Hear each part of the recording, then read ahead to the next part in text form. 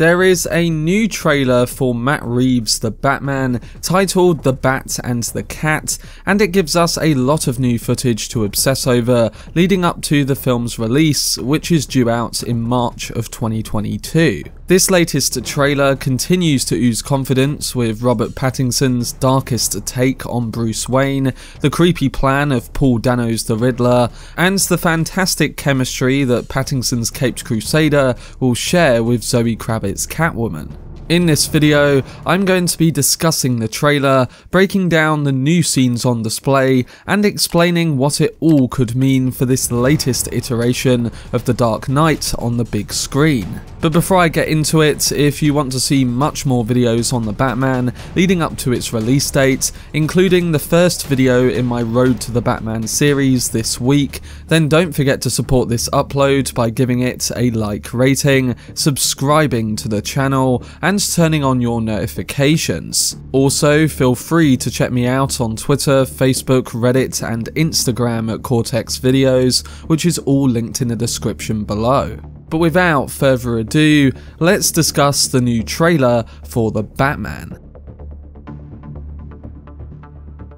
So with Matt Reeves and his production team stating in Empire magazine last week that their goal was to make the best Batman movie ever, I think this trailer gives us a good indication that this is a part of that plan. Yes, we won't know until the film comes out whether it's any good, but right now, this new trailer and everything we have seen or heard so far shows that there is a huge ambition on the filmmaker's part to make this an incredible Batman feature. The new trailer blew me away, going deeper into the conspiracy at the heart of this film, while showcasing how the detective nature of it involves pushing Bruce Wayne to his physical and psychological limits. It also gives us some great new looks at all of these characters, and what we do get of Catwoman here, I must say I'm really looking to her scenes with Bruce Wayne, which seem to be playing out as dark and comical all at the same time. But the added sense of complexity with a realistic and grounded tone just helps to create a bigger impact surrounding everything we are seeing,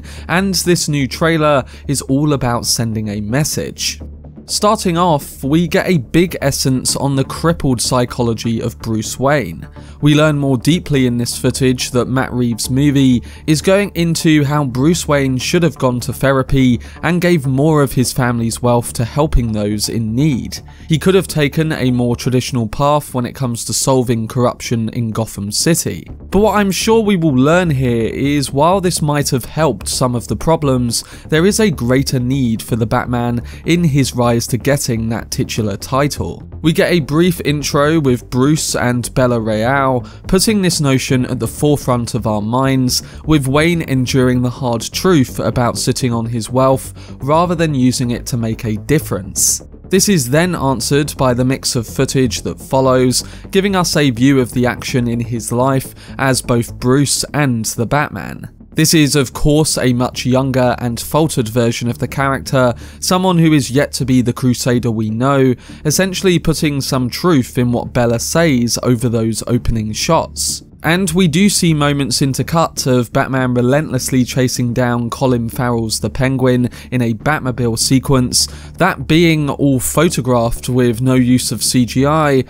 making every moment here have physical impact alongside its potential psychological evaluation. What I mean by this is that it poses the question of whether this is in result of Bruce's reckless actions, or whether it's a moment in which the Penguin is throwing obstacles at him and he simply retaliates. It's yet to be cleared up, but it's all connected to this larger question of Batman's mental state, which cinematic adaptations have done individually well in the past. Christopher Nolan's The Dark Knight showed us a Bruce who had to learn things the hard way after the death of Rachel and Harvey Dent, putting a spotlight on the idea of what Batman does defines him. But the Batman looks to be taking a deeper dive into this very issue, making it the backbone of its plot, with the Riddler exploiting the Waynes, linking it to Bruce, and alongside all the other corrupt undertakings in Gotham City. It's a lesson for Bruce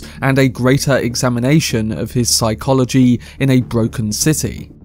And this is where we come to how the Riddler's game seems to be linked to Bruce's troubled psychology and what message he seems to be sending. If you remember in my footage breakdown the other week, we were able to identify that this new Riddler may in fact be an orphan whose orphanage was underfunded, and Bruce's father may have a big role in that. The Riddler has been asking for you, says Commissioner Gordon, and we learn that he has gone to extreme lengths in order to get Batman's attention, including that of creepy video calls. When Batman picks up, he is greeted by the Riddler saying, "You came, I've been trying to reach you." But alongside a personal greeting, we actually get even more evidence to position the orphanage story beats as a central pull in this new story. Catwoman refers to Riddler's latest scheme as all about the Waynes, in a conversation that certainly appears to be with Batman himself,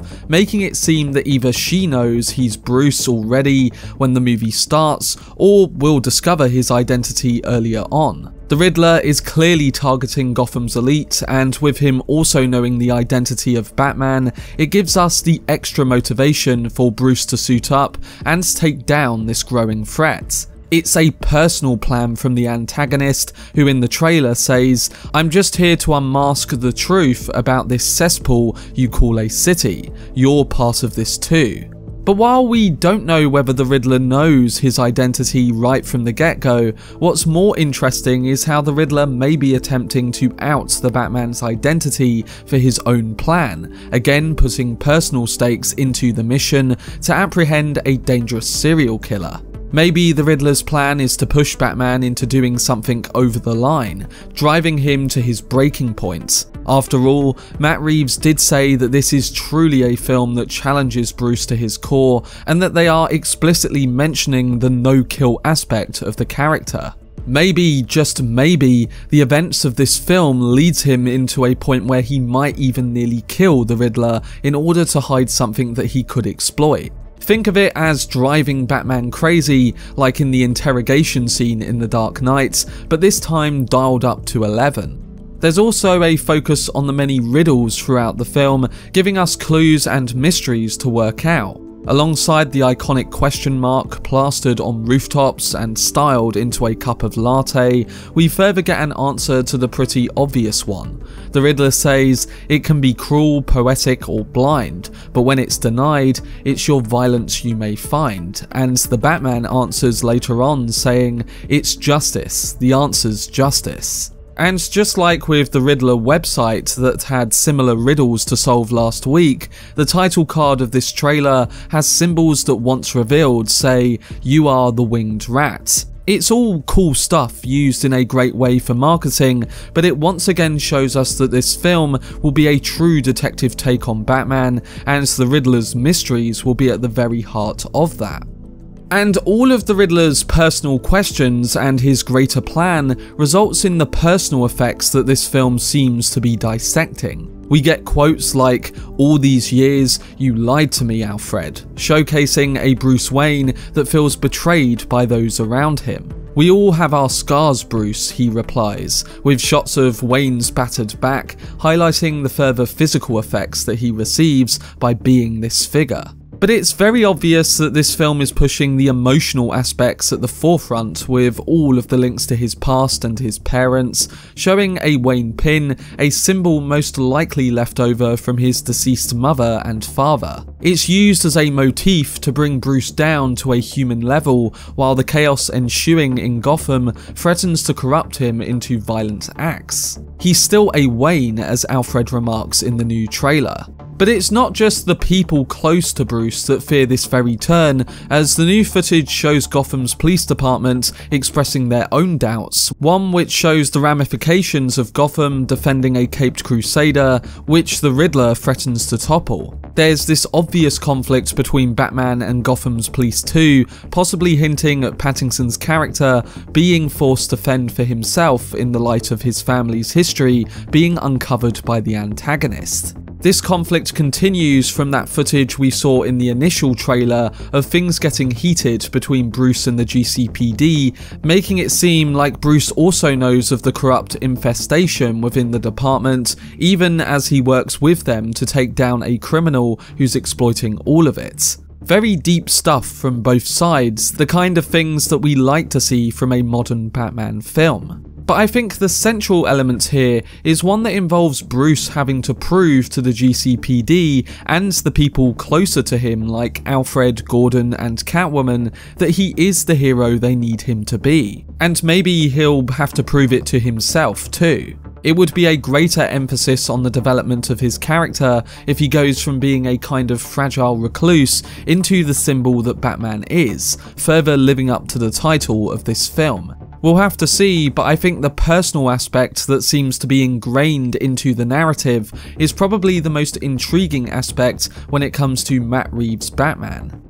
And when it comes to the most impressive elements in this new trailer, I cannot end this video without talking about how impressive Catwoman looks and the outstanding action they seem to be delivering on. Catwoman is really introduced through her chemistry with Bruce here, but it's the way she's able to stand alone and feel like a vibrantly distinct character at the same time. There's this steady sexual tension between the two classic figures, which seems to grow from their very first encounter at a crime scene with rapid hand-to-hand combat. Selina Kyle says, "I have a thing about strays," in response to Batman observing all the cats around her, and a later line about having 9 lives is delivered well by Kravitz. It's this weird yet genius balance of a detective-inspired tone like that of Seven, with all the campiness and sexiness that could really make this a unique centre to the story. They had to make that chemistry work, and I think this new trailer sold me on the type of iterations that Batman and Catwoman will be having. Matt Reeves has put an emphasis on the bat and the cat, showcasing all the tones that this movie will use throughout their relationship. They have a personal connection, one that is grounded in all the realism through this unique plotline. And coming to the action, this new trailer concludes with some of the most breathtaking set pieces we've seen yet, ones which further show the prioritised realism at the centre of it. The disorienting photography features both Batman and Catwoman fighting numerous goons, whether they are police in disagreement with the Caped Crusader, the Penguin's men, or supporters of the Riddler's efforts. These are most likely the Riddler's men though, as briefly shown in the footage, you can see them wearing the Riddler's question mark symbol and similar duct-taped helmets. And speaking of masks, there's a bigger emphasis on the whole identity question, with shots of Bruce sporting his black eye makeup in a club scene, and Selina wearing different wigs, almost becoming a hybrid of the multiple identities that they have. It's as if while going deeper into the characters, we are also going deeper into their differing states. It's just something else to keep an eye on in relation to the central themes that this new movie is exploring. There's also some final frames of an explosion at some sort of political rally, and then a shot of Batman using guns as tools against those who wield them. It's all brilliantly staged and reflective of the way his Batman feels towards weapons, and I can't wait to see what else he does with his own equipment in the numerous action scenes, other than that brief shot we got of his grapple gun of course. What's cool to note once again is that every action scene in this film was photographed for real, using no CGI and instead opting for capturing everything in camera. They know it's much more believable for the audience to do it this way, and it's images like this that will last within this genre of film much longer than an overemphasis on computer visual effects. With Reeves and Fraser at the helm of executing this, I cannot wait to see what other stunning visuals they have in store for us come the release of the film next March. But that was my brief breakdown of the Cat and the Bat trailer for The Batman. I think this may be my favourite trailer for the film yet, and one of the best trailers I've seen this year.